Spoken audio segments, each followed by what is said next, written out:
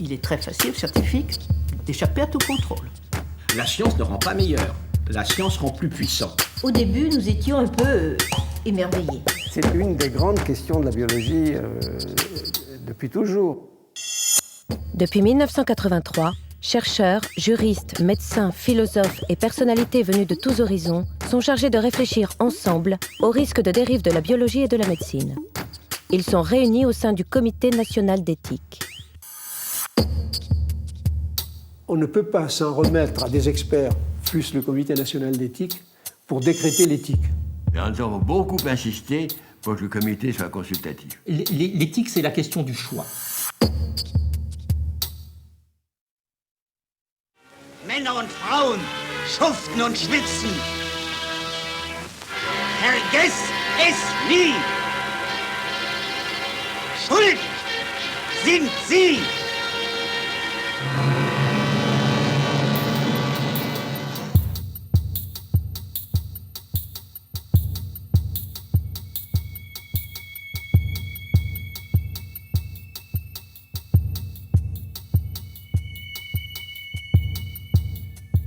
En 1947, à l'issue de la Deuxième Guerre mondiale, se tint à Nuremberg le procès du régime nazi.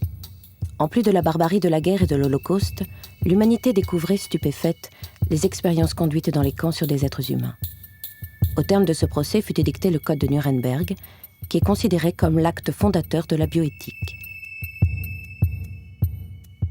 En 1964, la déclaration d'Helsinki, qui reprend les idées de Nuremberg, indique que les progrès de la médecine sont fondés sur des recherches qui, in fine, peuvent imposer de recourir à l'expérimentation humaine. Dans la recherche médicale sur les sujets humains, les intérêts de la science et de la société ne doivent jamais prévaloir sur le bien-être du sujet. Ça nous renvoie essentiellement aux États-Unis dans les années 60. Parce que chose qui peut sembler étonnante, difficile à croire, aux États-Unis dans les années 60, la recherche biomédicale galope, mais elle galope dans des conditions qui semblent ne guère avoir assimilé la leçon de Nuremberg. C'est-à-dire que des choses invraisemblables sont faites sur des prisonniers, sur des noirs, sur des malades mentaux, sur des enfants. On leur inocule pour voir les germes, les virus les plus divers. Oui, des expériences donc, dont il faut bien le dire, je le dis sans anti-américanisme primaire, dois-je le souligner, mais qui rappellent, à s'y méprendre, enfin, une certaine logique qui pouvait exister dans la tête de médecins de l'époque hitlérienne. Alors ça a suscité aux États-Unis même une très très forte réaction, éthico-religieuse, disons, et de là datent les premières formes d'organisation, les premières formes instituées d'intervention des grandes communautés philosophiques et religieuses aux États-Unis, de l'opinion elle-même, disant « mais c'est pas possible, qu'est-ce qu'on est en train de faire ?» En 1983, François Mitterrand crée en France le premier comité national d'éthique. Aujourd'hui, on pratique les greffes d'organes, la fécondation artificielle. On peut aussi procéder à des manipulations génétiques, c'est-à-dire tout simplement le pouvoir de changer l'homme. Autant de raisons qui ont amené les pouvoirs publics et les médecins à se demander s'il ne fallait pas constituer une haute autorité chargée de fixer les limites morales de certaines découvertes médicales. Un comité consultatif constitué d'une 40aine de membres, pour moitié des scientifiques et pour l'autre moitié des juristes, des philosophes, et aussi les représentants des grands courants de pensée politiques et religieux en France. La déclaration fondatrice confère comme mission au comité d'éthique de donner des avis sur les problèmes éthiques soulevés par les progrès de la connaissance dans les domaines de la biologie, de la médecine et de la santé, et de publier des recommandations à ce sujet. Consacré à la morale dans le domaine de la médecine et de ses progrès.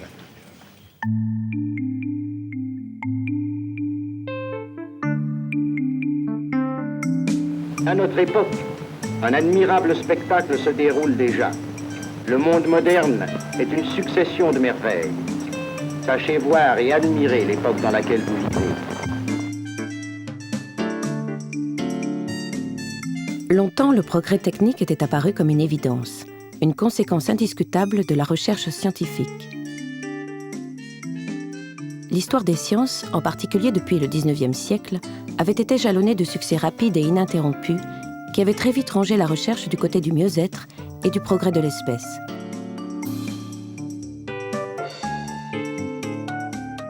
Il avait fallu attendre la Deuxième Guerre mondiale pour qu'une découverte, celle de l'atome, se transforme en cauchemar à travers l'une de ses applications, la bombe atomique.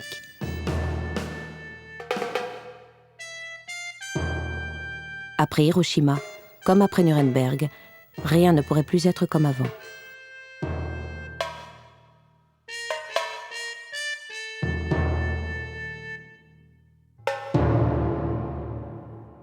Tout le monde sait quels ont été les scrupules des physiciens atomistes quand ils se sont rendus compte, avec l'explosion des premières bombes, de ce qui était possible de faire avec la découverte de l'atome. Mais c'est vrai pour d'autres choses. Je lisais tout récemment un article sur les nanotechnologies qui expliquait qu'on pourrait vraisemblablement bientôt faire des choses si infimes qu'il serait possible de tuer aisément un homme ou de le conditionner en faisant pénétrer dans son organisme un de ces petits émetteurs qui seraient si petits qu'ils seraient non détectables, si vous voulez. En clair, ce qui dans la science-fiction existait à travers un film que j'ai vu il y a une trentaine d'années où on voyait des savants miniaturisés propulsés dans le sang d'un malade qui était un chercheur célèbre pour aller déboucher une artère dans le cerveau pour lui permettre de continuer de fonctionner dans une recherche importante, est en train de se faire. Simplement, ce qui était vu sur le plan bénéfique pourrait très bien être vu aussi sur le plan maléfique. Alors, que faire? L'interdire? Mais y a-t-il un pilote dans l'avion? Voilà le problème qu'on est obligé de se poser. Naturellement, chaque équipe a bien le sentiment qu'elle maîtrise son affaire. Elle sait ce qu'elle veut, elle sait ce qu'elle fait, elle sait comment on peut arriver à financer la recherche, on sait comment on veut l'amener intellectuellement, on a une idée des objectifs thérapeutiques sur lesquels on veut déboucher. Chaque équipe peut donc avoir un sentiment réconfortant de « je sais ce que je fais ». Mais si nous prenons du recul, voyons le mouvement d'ensemble. Ce mouvement d'ensemble est-il maîtrisé? Il ne l'est pas. Alors, quand je dis maîtriser, entendons-nous bien, personne ne propose un conseil mondial de la recherche scientifique qui décide de ce qu'on fait et de ce qu'on ne fait pas. C'est pas sous cette forme que je parle de maîtrise. Je parle de maîtrise sous la forme de l'organisation d'une vraie conscience commune, commune à la communauté scientifique et commune à la communauté humaine tout entière. Là, il y a quand même vraiment un problème. Bien évidemment, toute profession doit avoir des règles, et notamment des règles morales, qui sont des règles de bonne conduite. Il y a une morale scientifique. Je pense que la science en elle-même n'est pas une morale, mais il y a une morale scientifique, bien évidemment. Cette morale de l'exactitude, cette morale du vrai, cette morale de l'honnêteté, elle existe. Et je pense que les scientifiques ont à la faire respecter, à la faire valoir. Maintenant, comme je vous ai dit, les conditions dans lesquelles la science va se réaliser et l'application de certaines techniques dérivées de la science sont tout à fait évidemment, c'est-à-dire, il n'y a aucun problème là-dessus, des éléments qui doivent être discutés et réglés par la société. De plus en plus de techniques sont développées et nous ne savons pas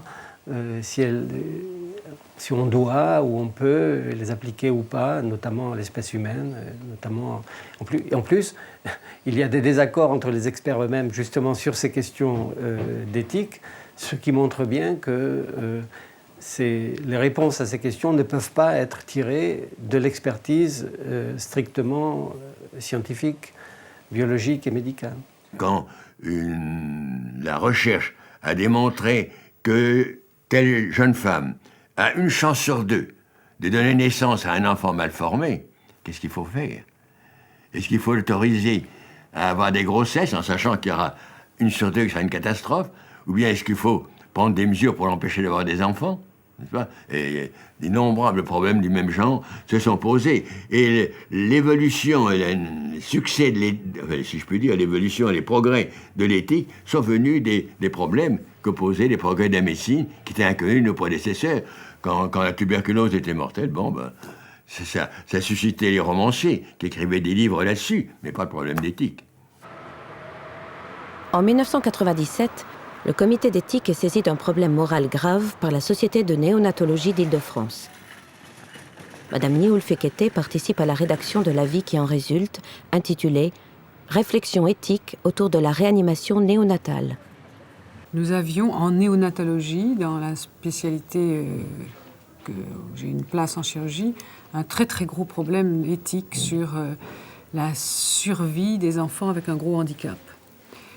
Et ce problème se posait à toutes les équipes de France, et n'était pas connu du public et n'avait pas fait l'objet d'une réflexion hors de la sphère médicale.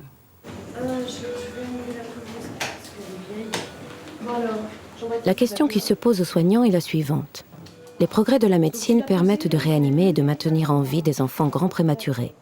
Or, cette prématurité est pour un tiers d'entre eux à l'origine de lésions cérébrales d'une extrême gravité, non décelables à l'étape de la naissance. Ces lésions irréversibles ne peuvent être décelées qu'au terme d'une période d'attente d'1 à 2 semaines. Dis donc. Tire pas sur tes filles. Petit coquin. Depuis 15 ans, nous nous posions la question de proposer aux parents d'arrêter le traitement à la 2e étape. Et donc de faire, si on veut être exact, si on ne veut pas être hypocrite, de faire des arrêts de vie, puisque c'est au moment où l'enfant est hors de danger vital. Les modalités de cet arrêt de vie sont très difficiles à définir. La participation des non-médecins, la participation des parents, la participation des infirmières devait être définie, et nous avons pensé avec les autres néonatologistes que c'était le moment de réfléchir avec des non-médecins sur ces arrêts de vie qui sont des choses extrêmement graves et extrêmement douloureuses, non seulement pour les patients, mais pour leurs familles et pour les équipes médicales. Kilo 500... 550 on a dit ouais, 540. 540. Elle n'a pas été pesée hier.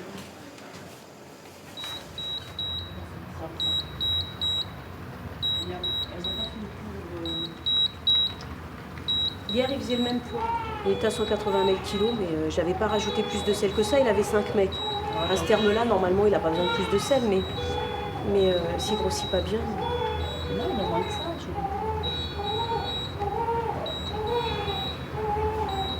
Il a moins que ça, il a 120 kilos. Comment ça se fait ? Il fait 1,9 kg à la naissance.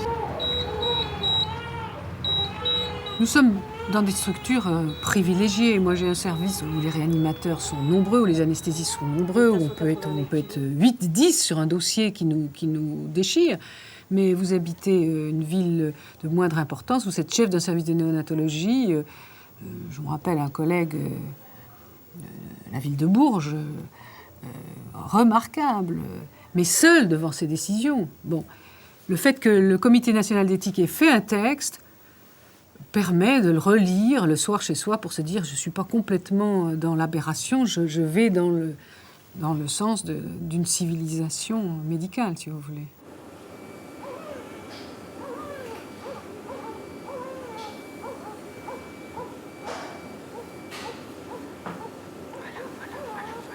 Dans la conclusion intitulée « Au-delà de l'espoir » de l'avis numéro 65 consacré à ce problème, le comité d'éthique appelle à une prise de conscience de toute la société. Il réaffirme son refus de l'acharnement thérapeutique et sa condamnation de toute recherche d'exploit médical. Il rappelle le respect de l'interdit légal fondamental de donner la mort, tout en reconnaissant que dans certains cas, la transgression de la loi peut être compréhensible.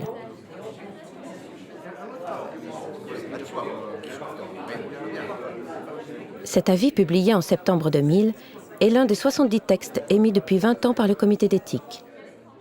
La fonction de ces avis est aussi bien de répondre à des questions qui lui sont adressées par les milieux de la médecine ou de la science que d'éclairer le législateur dans son travail de préparation des lois.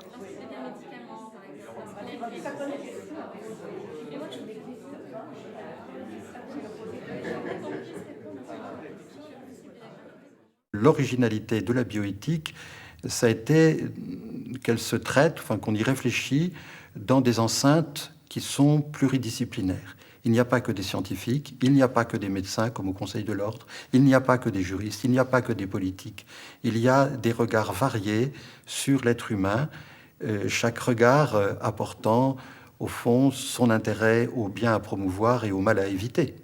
Un intérêt éthique à la question. La réflexion éthique est destinée à éveiller des inquiétudes dans la société en face de ses progrès, en particulier en matière de biologie. Et puis, éveiller des inquiétudes, non seulement éveiller des inquiétudes, mais aussi faire des choix.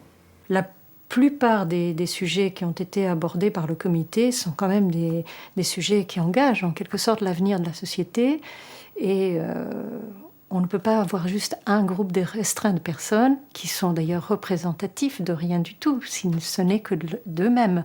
C'est juste un organe de réflexion dont le but est de, en quelque sorte, proposer une réflexion bien fournie sur une question difficile.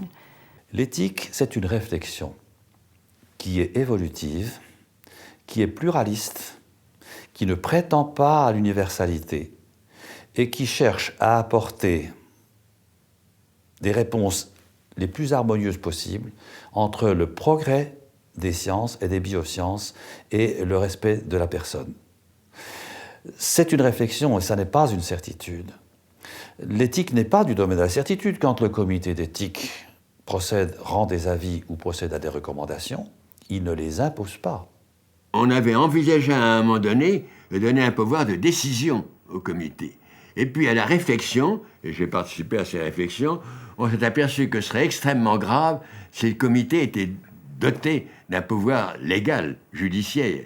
Par exemple, on lui soumettait une question et le magistrat faisait ce qu'aurait dit le comité. Et ça pouvait être très dangereux.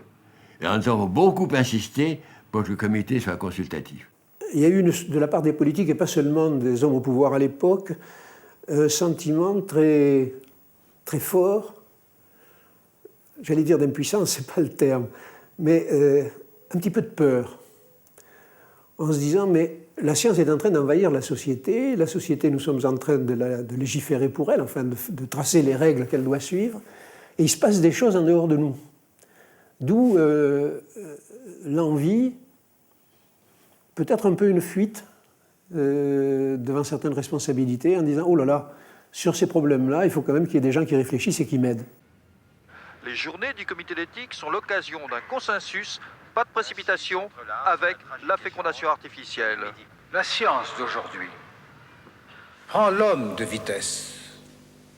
Ce constat que je faisais lors de la mise en place de votre comité n'a peut-être jamais été aussi vrai que cet an dernier.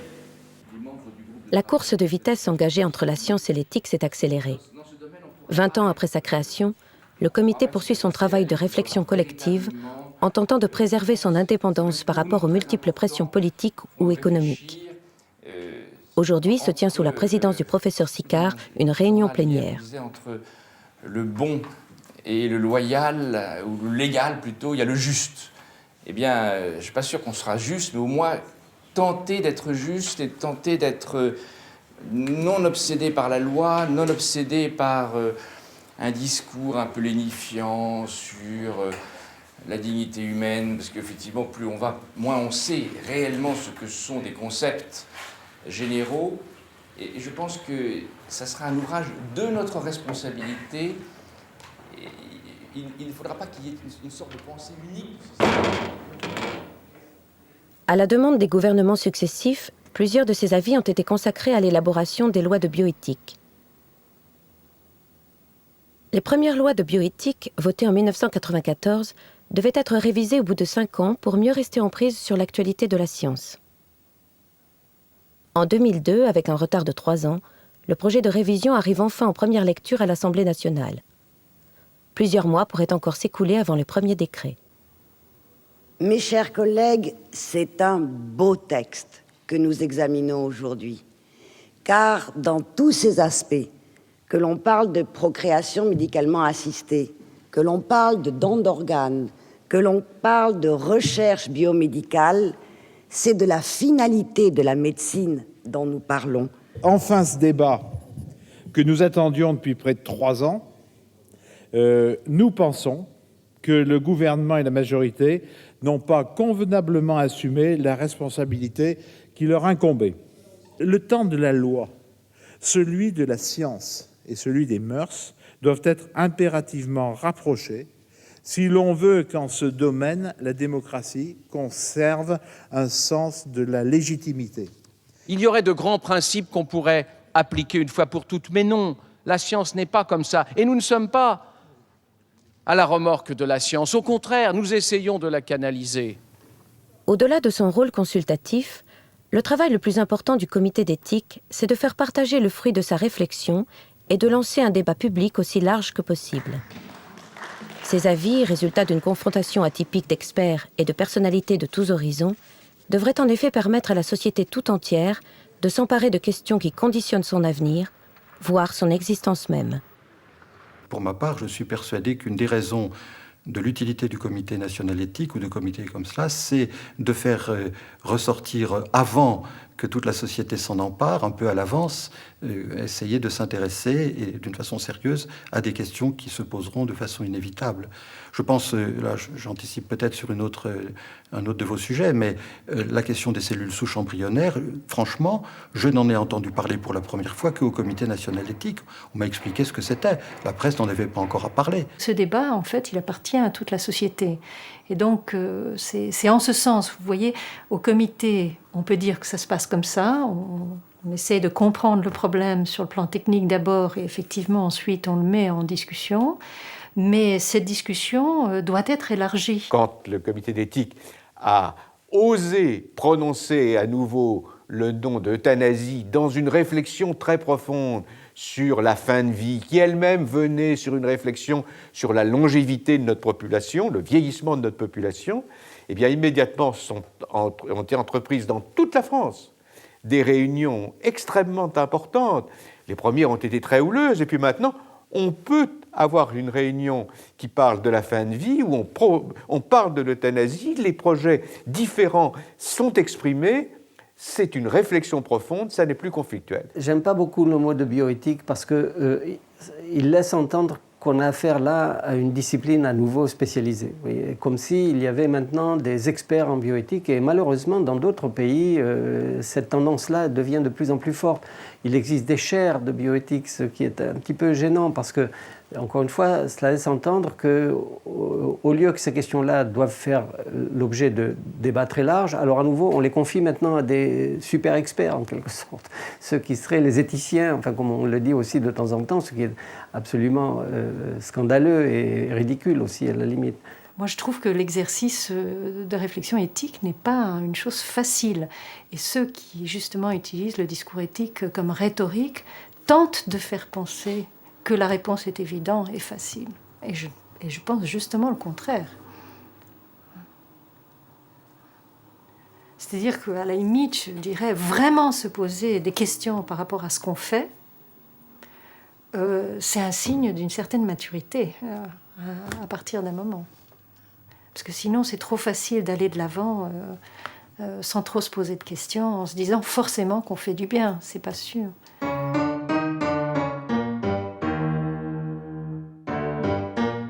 Chaque découverte importante de la science place l'humanité tout entière à un nouveau carrefour, face à de nouveaux choix.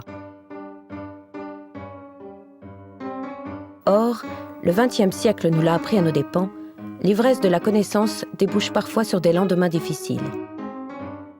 Quelle sagesse saura nous en prémunir ?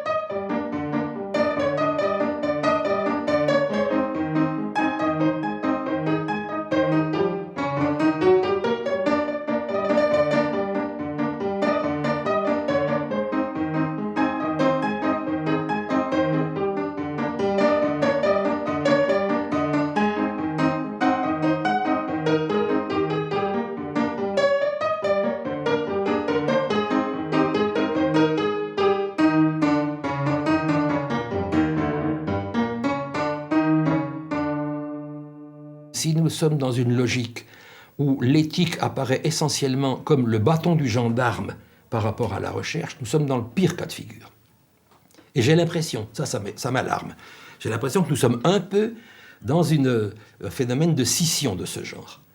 Un nombre croissant de scientifiques semble ressentir avec impatience un certain nombre de recommandations éthiques qui leur sont présentées. Et inversement, de l'autre côté, il y a de nouveau une méfiance à l'égard de la science, qui, je ne sais pas si des scientifiques s'en rendent compte, une méfiance qui tend à s'aiguiser, une méfiance hostile qui tend à s'aiguiser.